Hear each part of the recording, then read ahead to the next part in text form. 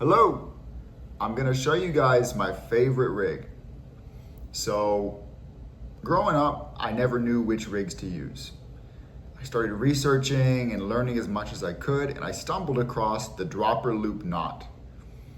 That led me to make these dropper loop rigs, also known as pompano rigs, chicken rigs, high-low rigs, and I started catching fish. So, that's the rig I'm gonna show you.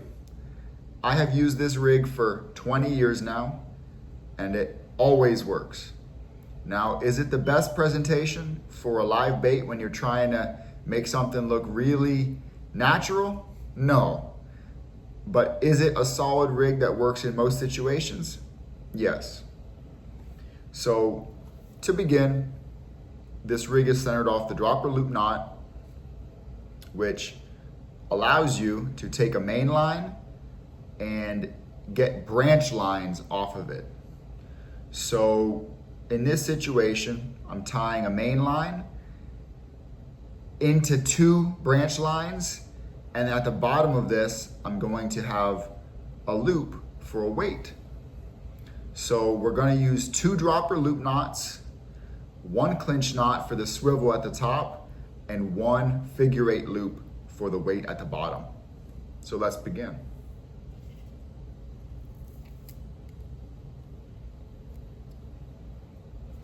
First, get some mono. I don't like fluoro for this. Fluoro doesn't handle stretch very well. It doesn't handle the stress of being stretched, so it sometimes fractures and it'll snap. So considering you're gonna have a weight at the bottom of this, forego the fluoro and just use mono. I'm using 30 pound here, it's my go-to. So take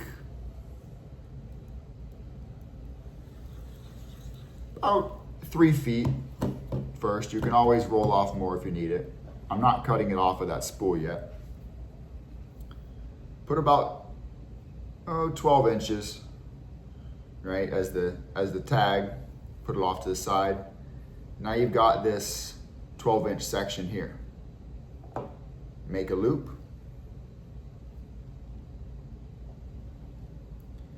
Stick your thumb in between that, and then stick your finger in between that and keep changing your finger for your thumb. And keep doing that until you get between 6 and 8 wraps, okay? So I got the right amount. Now take your finger, grab onto that line with it, and pull it through, okay? Use your tongue to hook around this line. Now before you do any real tightening, moisten it.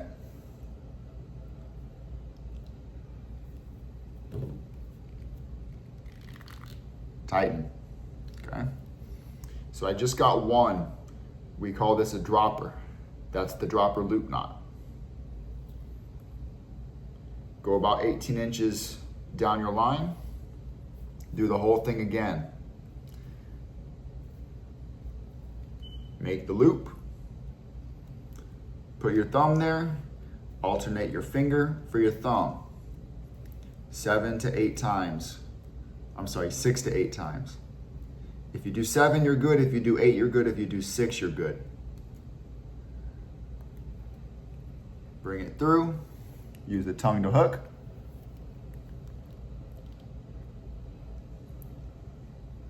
Moisten for the final tightening.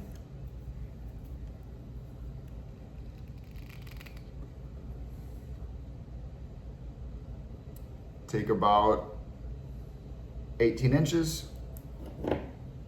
Now you can cut that off your spool. Tie a figure eight loop. It's gonna be for your weight. So just make a loop. So simple. Stick your finger in there. Bring it around.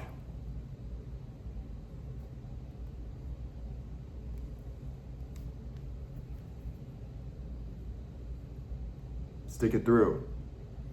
You know you've got the right figure eight when you see that figure eight, moisten that, pull. This is a little bit stronger than an overhand loop, so that's why I recommend the figure eight, because it's going to be holding your weight. You don't want to mess around. But you also don't want to waste time tying some super fancy loop knot. Figure eight's strong enough. I've used it for many years. Take that loop, put it through the eye of your weight. I like to use a 2-ounce bank sinker a lot of the time. Put that loop around the bottom of that weight and just pull it all through. And actually, I prefer the weight to have the loop around the top of it. I don't like it to be looped under the collar of that weight, see? That's how I like it, just like that. Take your pliers, trim the tag. Now we got the weight, we got your bottom dropper, got your top dropper, and you have your top tag line. Take a swivel. I like these black painted stainless steel swivels. They're very strong. I don't use the brass ones. They're too shiny and they're not strong enough. I've seen them break before. Just tie a simple clinch knot. It's all you need. I'll do 7 turns.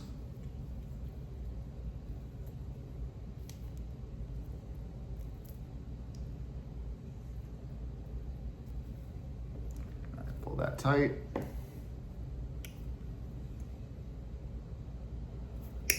Clip that. So, got our swivel, first dropper, second dropper, weight. Now take your hooks. For this, I'm just using the really basic circle hooks, just 2-aught. Take 2 of them.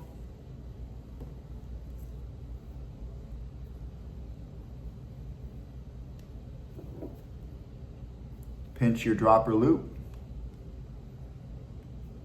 Put the hook eye through that, through the front of the hook. There you go. The hook should be curling in like that. That gives you a similar effect to snelling your hook, and it increases your hookup ratio. If you were to put this through the back of the hook eye, it would do the opposite. You could still catch fish, but you'd be at a disadvantage. Always put it through the front. You always want your circle hook curling in like that.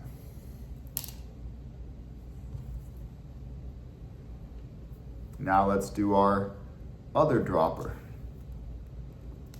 Pinch that, put it through the front of the eye of that hook, and then around the back of the hook. Curling in, perfect. So we just made a rig that has a swivel, a hook, another hook, and then a weight. Chicken rig, pompano rig, dropper loop rig, high-low rig, it's all the same thing. This is what commercial fishermen use a lot of the time, or they use a variation of this. They'll do this with 10 hooks, right? And they'll do bottom fishing with it. They'll do long lines with it. They'll do all sorts of things.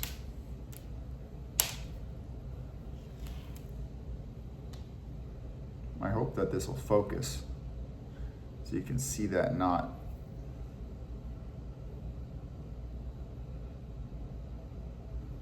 Come on.